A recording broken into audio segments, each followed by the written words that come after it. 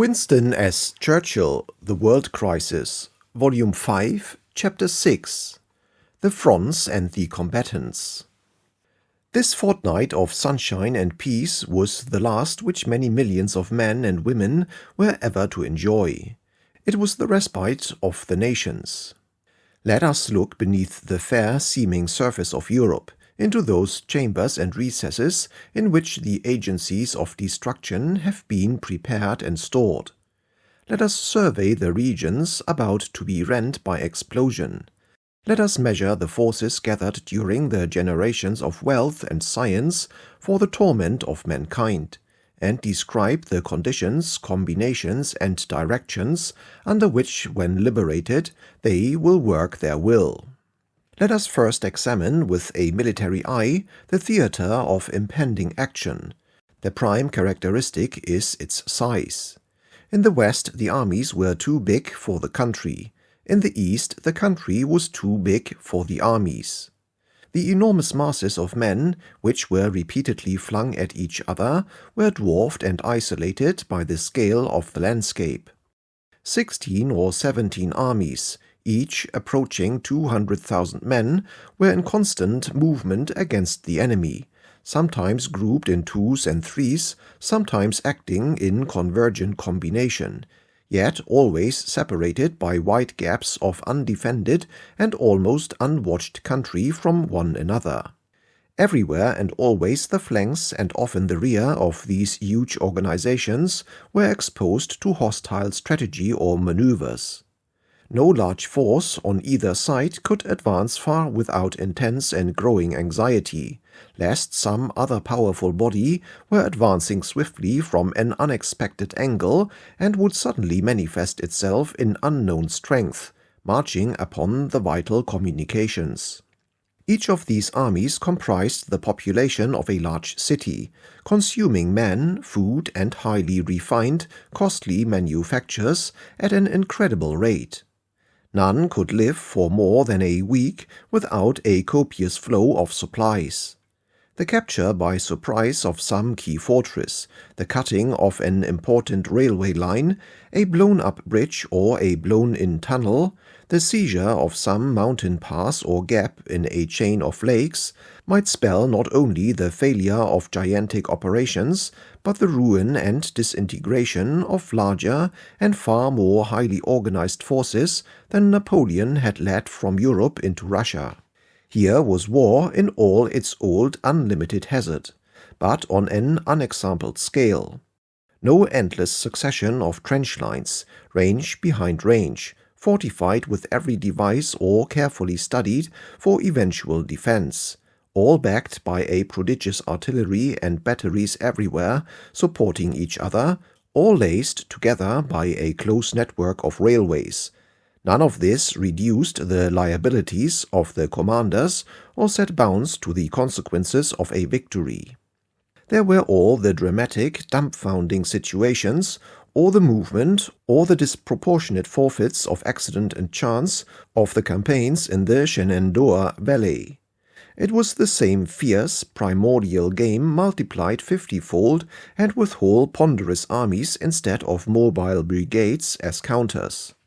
No long prepared, elaborately mounted offensives, no months of preparation for resistance as in the West. Here it was catch as catch can, as in the wars of Marlborough, Frederick, and Napoleon. But the pitch was also raised by the strong multiplying power of railways, capable of producing now here, now there, an irresistible development of hostile forces. In this wide scene and amid these dire conditions, Austria flagged, Russia toiled, suffered, and finally collapsed. While the German Titan, equipped with science and armed with terror, darted from point to point with cruel, flashing sword. The eastern frontiers of the combatants seemed to be devised to set the hardest problems to the generals. The reader who gazes on the map, and if he will not gaze, he should not read further, for he will comprehend nothing, will readily discern the governing factor of the Eastern Front. The Polish salient, a bulge of territory 230 miles long by 200 miles wide, thrust itself deep into the structure of the Central Allies. Its western edge abutted upon the highly important industrial and mining areas of Silesia. At its extreme point, Russian territory was only 180 miles from Berlin. No natural frontiers, no broad rivers or mountain chains or desert tracts separated the Slav and the Teutonic empires. Painted wooden posts, notices in different languages, a change of gauge in the railways, the military and political decisions of bygone generations, the history of warring races, alone divided the three great powers. Diagonally across the salient flows through a sunken bed the broad, deep, sluggish, muddy current of the river Vistula. In the middle lay the city and fortress of Warsaw. This extensive fortified region was the greatest repository of Russian military supplies and establishments. It was a city of 800,000 persons, replete with barracks, hospitals, and magazines, guarded by a circle of forts nearly as wide and as highly reputed as those of Antwerp. After Moscow, it was the second railway center of Russia with 6 main lines of railway, several of them double, radiating from it. To this point, all the military strength of the Russian Empire through Kiev, through Moscow, through St. Petersburg, could, if necessary, be drawn. Russian Poland is the land of the plain. West of the Vistula it is an open, undulating expanse of poor soil, 300 to 400 feet above the sea level, nourishing the sugar beet industry and a sprinkling of industrial towns. To the southward, upon the plateau of Lublin, wheat and orchards abound. East of the Vistula the country becomes increasingly marshy and wooded, until 70 or 80 miles east of Warsaw an invader is confronted with the 300-mile barrier of the Pripyat marshes. Here is a region as large as Scotland of primeval bog and forest. The roads, few and far between, are causeways, and villages rise as separate islands amid bottomless, impassable swamps. The Pripyat marshes, the cradle of the Slav race, the last sanctuary of the Aurochs, have now, in the orientalization of Russia, become the dividing gulf between Europe and Asia. The Polish salient is flanked on the north by the projected tongue of East Prussia, stretching along the Baltic shore. Its western face fronts Silesia and Posen. In the south it is embraced by Galicia. Each of these regions requires a separate view. East Prussia, reaching beyond the Niemen River, is a land of lakes and marsh, of forest and woodland, a country of soft though monotonous beauty, but cultivated, drained, and roaded by Prussian industry to a degree far above that of Russia or Russian Poland. The main military feature of East Prussia was the chain of lakes and fortifications known in this war as the Angerab Line, 30 miles within the frontier and running north and south for nearly 60. This strategic obstacle, held together by the minor fortress of Lötzen in its middle, formed an impenetrable shield. It could not be pierced.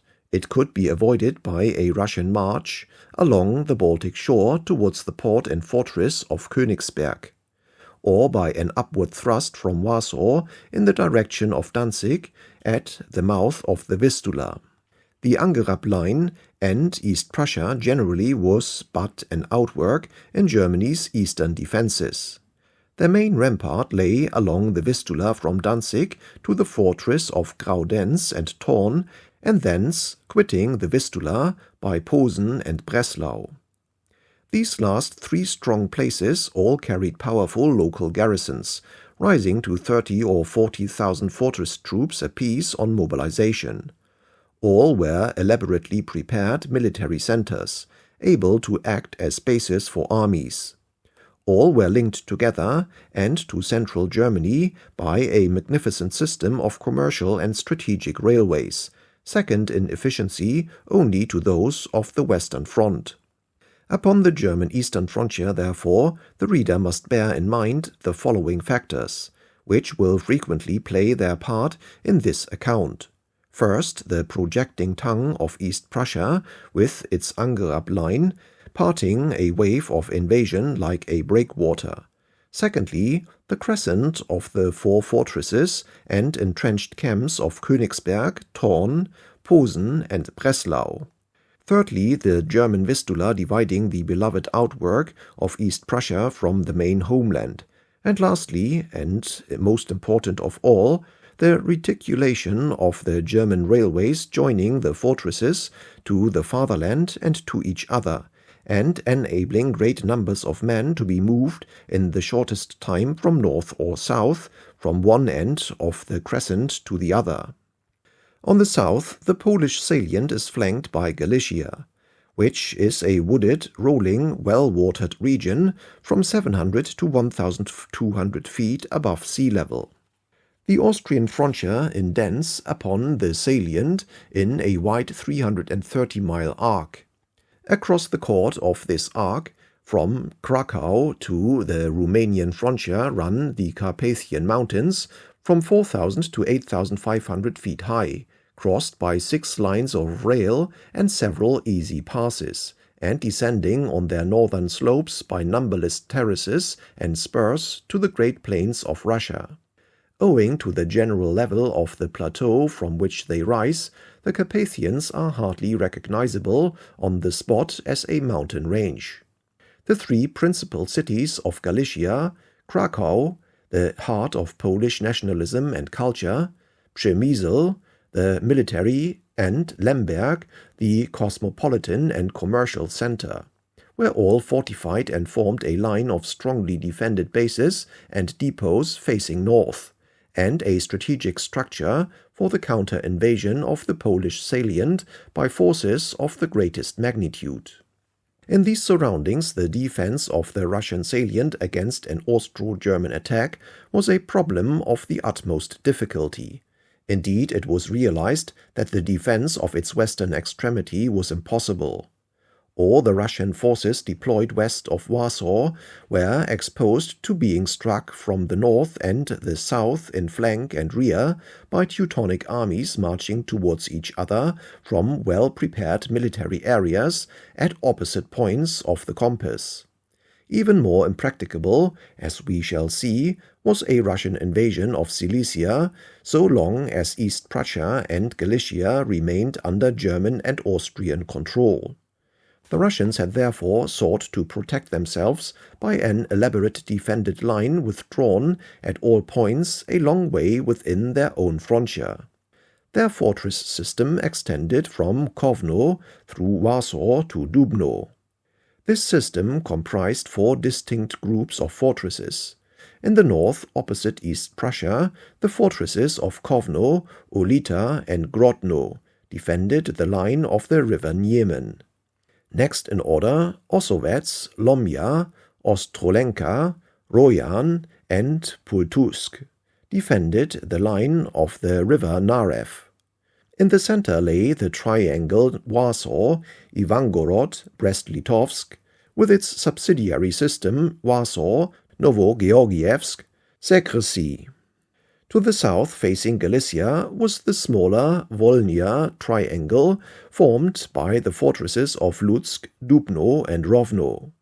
Of all these strong places, Warsaw, Novogeorgievsk, Ivangorod, and Kovno were at the outbreak of the war in the course of being modernized. The remainder were out of date and many indeed largely dismantled. To sum up, the Russian frontier stretching 900 miles from Memel to the Baltic to the Bukowina was in the highest degree vulnerable by combined Austro-German invasion, unless in such a war the Russians successfully took the offensive or evacuated Poland, they must expect to be continually attacked and invaded from deadly and unexpected directions. On the other hand, no general advance was possible for them until they had first of all conquered East Prussia in the north and reached the summits of the Carpathians in the south. Until their army stood in one line from Danzig to Krakow and also held the passes of the Carpathians, no advance into Germany or Austria was possible. To gain this line by overwhelming numbers and thus straighten their front was the first indispensable Russian objective. To hold East Prussia and Galicia, and thence to grip and harry the Polish salient constituted the obvious strategy of the Teutonic powers. All the opening events in the East were dominated by German strategy in the West. In his plans in 1890 for a war on two fronts, the first Moltke intended to stand on the defensive against France and throw the main strength of Germany against Russia. There has recently been published upon the authority of the Reichsarchiv, the German official history department, a most important memoir drawn up by the second Moltke, undated but certainly written after February 1913. The nephew, already chief of the German staff, explains why the plan of his uncle could no longer be followed. In the 23 years that had passed, Russia had improved her communications and quickened her mobilization. The French army was much stronger and better trained. It was by no means certain that a French offensive, if made, would be towards Alsace-Lorraine. Germany could not relinquish all initiative and offensive in the West. The invasion of Russia would be frustrated by the retreat of the Russian armies into the depths of their country. The war would therefore be a long one. If the offensive were taken against France, on the other hand, both armies would be close to the frontier and a decision would be rapidly reached. If Germany were successful, the German armies would soon be free to turn eastward. These were the main grounds which led Count Schlieffen to reverse the strategy of the first Moltke. He drew up the celebrated Schlieffen Plan, in which the whole strength of Germany was to be directed from the outset with the utmost rapidity upon France by means of a wheeling movement through Belgium. This would avoid the long system of fortifications which guarded the French frontiers from Switzerland to Verdun, and would lead directly into the heart of France. If the superior numbers of the Germans were used in this way, the French armies would be defeated and driven south or actually caught and destroyed within 6 weeks. Count Schlieffen developed his scheme with ruthless logic. Every sacrifice should be made and every risk accepted in order to ensure the overpowering weight of the German advance through Belgium. If Alsace-Lorraine were invaded, if East Prussia and even Silesia were overrun, if Belgian neutrality were violated and England brought in as a hostile force, still everything should be staked upon a single, simple, vast operation which, if successful, would end the war with France almost as soon as it had begun. All this has long been well known. But it was not until the publication of the 1913 memoir of the second Moltke that anyone realized to what extreme conclusions Count Schlieffen was prepared to press his thought. He proposed literally that the whole German army should be deployed in the West and nothing left against Russia. The second Moltke continues, the Field Marshal, Count Schlieffen, states that in 1866 Prussia left nothing to oppose France and directed the whole of her force upon Austria. Similarly, in 1870, Germany left nothing opposite Austria. First, Prussia in 1866 against Austria, and then Germany in 1870 against France, by employing superior forces, achieved rapid and brilliant successes. And France in the first case and Austria in the second did not dare to cross the frontiers thus left open. Having thus given absolute effect to the clarity of his conceptions, Count Schlieffen died. The German General Staff adopted his plan and cast aside the work of the first Moltke. France in 1866 and Austria in 1870, they observed, were neutral states free to await the result of the opening battles before committing themselves to the war. But Russia is now, bound beforehand by treaty to take the part of France and will mobilize at once, before a decision has been reached. Thus, it is not clear how Russia would be prevented from crossing over our open eastern frontier by German successes in the west. Austria too, if left unassisted by Germany, would, in view of Russia's great numerical superiority, remain on the defensive and give Russia complete freedom of action. If the Russians were marching on Berlin, France, even if heavily defeated, would be spurred on to an extreme effort, and finally German forces would have to be recalled to defend the capital. These reasonings seemed sound, but they constitute the first inroad upon the integrity of the Schlieffen Plan. Time passed. The first Moltke was dead, Schlieffen was dead, and the second Moltke addressed himself to the facts of 1913. It is not pleasant, he wrote, to begin a campaign by violating the territory of a neutral neighboring state. But when it is a matter of the existence of our state, all regard for others must drop into the background. He saw no hope of coming to any diplomatic arrangement with Belgium for permission to cross her territory. He stated definitely, "The violation of Belgian neutrality will also make England our enemy. Even if Germany gave the most solemn assurances that she would voluntarily evacuate Belgium after a successful campaign against France, no single person in England would believe such assurances." The provocation to Great Britain was not, however, deemed important, as England will actively take part in the war on the side of our adversaries whether we march through Belgium or not, for she fears the German hegemony and, true to her policy of maintaining European equilibrium, will do all she can to hinder the increase of German power. We shall have therefore to reckon England among the number of our enemies. He continues, "No help from Italy is to be expected. She was to have sent 5 corps and 2 cavalry divisions to the Upper Rhine, but in the late autumn of 1912 she declared that, hindered by the occupation of Libya, she could not send this army."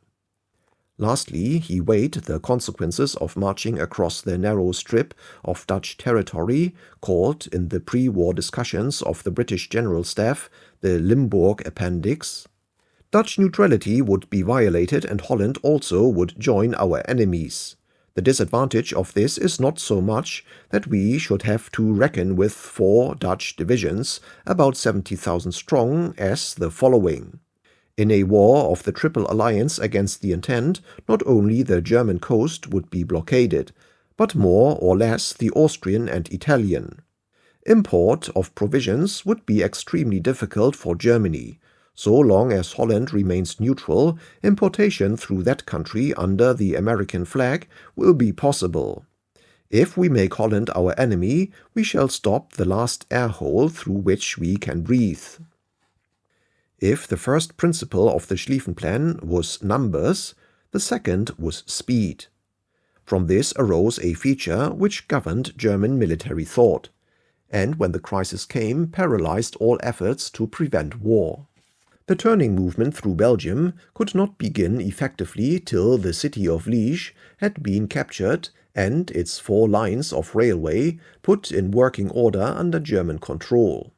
Liège guarded the bottleneck through which 2 whole German armies must pass before they could deploy fanwise and then swing round to the southward.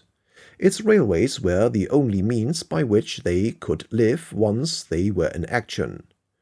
Everything therefore turned upon the seizure of Liège immediately upon the declaration of war with France. The mobilization of European armies took weeks. Liège was a question of days counted in hours. Its capture could not wait for mobilization.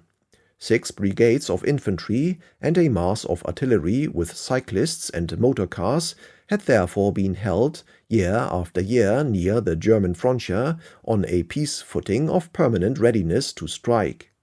Nearly 3 weeks before the main shock of the armies could begin, these 6 German brigades must storm Liège. It was this factor that destroyed all chance that the armies might mobilize and remain guarding their frontiers, while under their shield conferences sought a path to peace. The German plan was of such a character that the most irrevocable steps of actual war, including the violation of neutral territory, must be taken at the first moment of mobilization. Mobilization, therefore, spelled war. None of the governments except the German and French, and none of the sovereigns seem to have understood this. Nor have historians yet brought it home to the public in any country. We shall see in the next chapter how powerless were the efforts set on foot in the closing days of the crisis to avert the catastrophe. Here was the cause. Surveying the scene, the Second Moltke decided to adhere to the Schlieffen Plan with modifications. He left an army in East Prussia besides strong garrisons of second-line troops belonging to the German eastern fortresses. In this, no doubt, he was justified. He proceeded, however, from motives of so-called prudence to alter the proportions of the German troops who were to face the French fortress line and those who were to invade France through Belgium. He added approximately 1/5 of the strength of the defenders of Alsace-Lorraine and reduced by 1/5 the forces of the Great Invasion. But this was not the Schlieffen Plan anymore. It was a compromise which defaced and, in the event, destroyed the original conception. Had the shade of Schlieffen risen before the Second Moltke's table and given his counsel, he might well have said, "Unless you succeed in your invasion through Belgium, you will have lost the war. Unless you are prepared to stake overwhelming strength upon it, do not call it my plan. If you are not going to follow my plan, had you not better go back to the designs of your uncle? Let the French break their strength upon the German fronts, avoid ranging Belgium and probably England in the ranks of your enemies. Establish yourself and your ally Austria victoriously in the east. Gather to you Bulgaria, Romania, and Turkey. Hold Italy to her engagements by the strength which you will have given to Austria, and later on we will make a fresh plan for France." Although these various alternatives were present in the mind of the French and Russian staffs, they could only guess which would be adopted, and with what emphasis in any quarter. But Austria was Germany's ally. In the conversations which Conrad had held with Moltke, we have now finished with his uncle, in Berlin in March 1909, it had been agreed that Austria should withstand the Russian offensive while Germany marched against France in so-called accordance with the Schlieffen Plan. Conrad expected, however, that 7 or 8 German army corps would be left in the east, and that the Germans would be strong enough to aid him by a considerable offensive from the north into the Polish salient. Both in conversation and correspondence, the name of Südlitz, a town 100 miles to the east of Warsaw, recurs. This name played a persistent part in Conrad's thought. He imagined a Napoleonic scheme in which the Russians in millions would be massed in the Polish salient, while he, Conrad, would advance northwards from Galicia and, joining hands with the Germans near Südlitz, cut the whole lot off. This was his dream and prepossession. Apart from such visions, Austria would surely have been wise, at the outset, to stand in the main upon the defensive. The streams and rivers running northward from the Carpathians offer a succession of positions well adapted to an obstinate delaying defense. But Conrad had set his heart upon an attack. He knew that the Russians must be hampered by the long distances through which many of their divisions must move. He hoped to attack and defeat them more or less piecemeal and, in any case, before their whole enormous strength was marshaled. In the elaborate calculations of the Austrian staff, it was assumed that Russia would deploy against Austria about 31 divisions with 11 cavalry divisions by August 18, the 20th day of mobilization, and that this would grow to 52 divisions by the 30th day, August 28. Against these, Austria could present 30.5 divisions plus 10 cavalry divisions by the 20th day, increasing to 38.5 divisions by the 30th day. It seemed therefore to Conrad that Austria's best chance was to come to grips as soon as possible, and that unless this were done, the balance would turn heavily against her as the weeks passed. Very similar tales were told us at the time of the Agadir crisis in 1911 of the French plan of rupturing the German invasion by an offensive between the 11th and 13th days of mobilization, when they expected to have a temporary superiority. All these calculations are so disturbed by unknown and unknowable factors that they ought not to be taken as more than a rough guide. Although general staffs present the results of their labors in simple and precise assertions, these are no sure foundations upon which to make intricate plans depending upon a few days or a few divisions, one way or another. Both the French and the Austrian forecasts were gravely wrong, not only as the strength employed by their antagonists at the outset, but still more as the arrangement and direction of the invading masses. The general staffs and those who speak for them are prone to emphasize the importance of forestalling the enemy in the beginning of great wars, and statesmen are at their mercy on such questions. Even time, that precious talisman of war, may be bought too dearly if it leads to the wrong placing of the masses, to the erroneous training or organization of the troops, or to an untrue conception of the character of the war, or of the values and proportions of its physical and moral factors.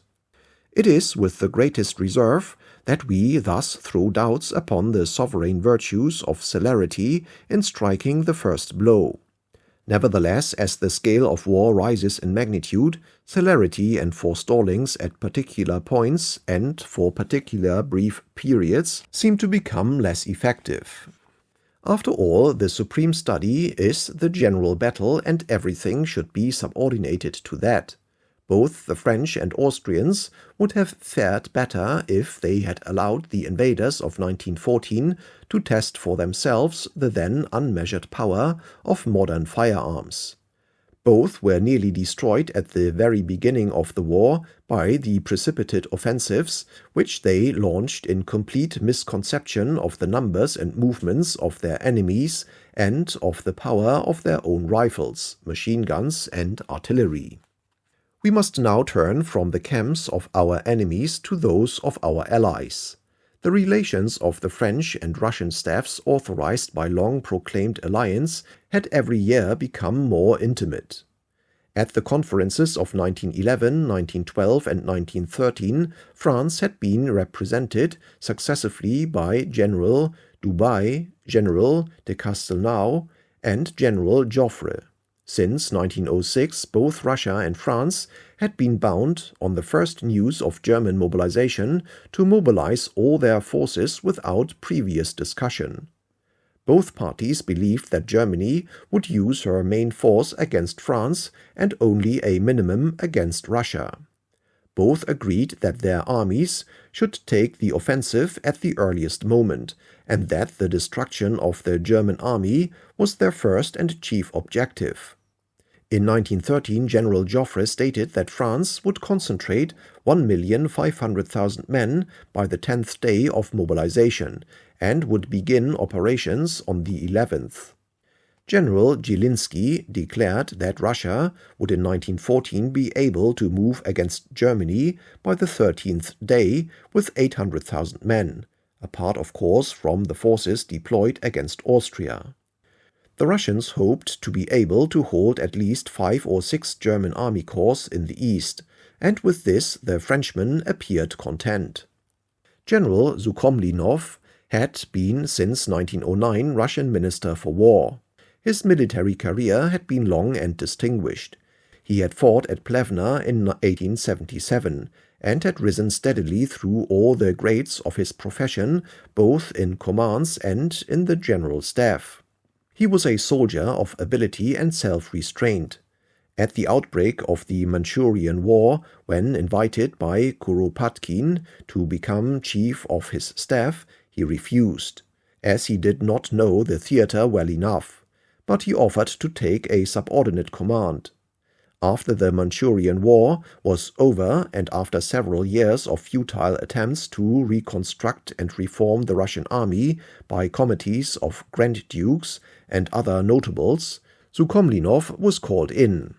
In 1908, the Tsar invited him to become chief of the Russian General Staff, an appointment at that time equal in status and authority to the Minister of War. Sukhomlinov accepted only on the condition that he should be subordinate to the War Minister, as the dual authority was clearly an unsound system. The next year he became Minister of War. He was then 61. For 5 years he had labored to improve the Russian army. He set before himself, according to his account, 4 main objectives. First, the reduction of the 3 weeks' start which the German mobilization arrangements had over the Russian. Secondly, the technical and scientific progress of the army. Thirdly, the revival of its spirit after the defeats in Manchuria. And fourthly, the organization of the supplies and reinforcements of the army in war. He made recruiting truly territorial. He reduced the lavish fortress garrisons, out of which he formed an extra 6 divisions besides heavy artillery, balloon and wireless units. He multiplied the number of machine guns, added 250,000 men to the annual quota of recruits, increased the number of officers and improved the food and clothing of the Russian soldier. General Sukhomlinov was, as is well known, removed from his post in May 1915 and arrested and tried in 1916 on charges of neglect in the war preparations, of treacherous relations with the Germans and Austrians during the war, and of the acceptance of bribes. He was found guilty and sentenced to imprisonment for life. Released during the revolution by Lenin in the general amnesty of Tsarist prisoners, Sukhomlinov betook himself to Germany. He survives there to this day and vindicates himself in able memoirs. He was certainly the scapegoat of disaster. There is no doubt that the Russian army of 1914 was incomparably superior to that which had fought the Manchurian War. The whole military system had been reorganized. The extensive rearmament and equipment programs prescribed in the agreement of 1911 with France had been carried out. Copious French loans, 104 millions sterling in 1913 alone, had provided quantities of war material, and the 5-year plan of strategic railways upon and to the western frontiers had already made substantial progress. Thus, the mobilization of the whole armed strength of Russia and its assembly in the battle zone did not break down. The prodigious task was punctually accomplished. Such were the plans and compacts which underlay the civilization of Europe. All had been worked out to the minutest detail. They involved the marshalling for immediate battle of nearly 12 million men. For each of these there was a place reserved. For each there was a summons by name. The depots from which he would draw his uniform and weapons, the timetables of the railways by which he would travel, the roads by which he would march, the proclamations which would inflame or inspire him, the food and munitions he would require, the hospitals which would receive his torn and shattered body, all were ready. Only his grave was lacking. But graves do not take long to dig. We know no spectacle in human history more instinct with pathos than that of these 12 million men, busy with the cares, hopes, and joys of daily life, working in their fields or mills, or seated these summer evenings by their cottage doors, with their wives and children about them, making their simple plans for thrift or festival, unconscious of the fate which now drew near, and which would exact from them their all. Only a signal is needed to transform these multitudes of peaceful peasants and workmen into the mighty hosts which will tear each other to pieces year after year with all the machinery of science, with all the passions of races, and all the loyalties of men. Yet it should not be supposed by future generations that much direct compulsion was required. Of all the millions who marched to war in August 1914, only a small proportion went unwillingly away. The thrill of excitement ran through the world, and the hearts of even the simplest masses lifted to the trumpet call. A prodigious event had happened. The monotony of toil and of the daily round was suddenly broken. Everything was strange and new. War aroused the primordial instincts of races born of strife. Adventure beckoned to her children. A larger, nobler life seemed to be about to open upon the world. But it was, in fact, only death.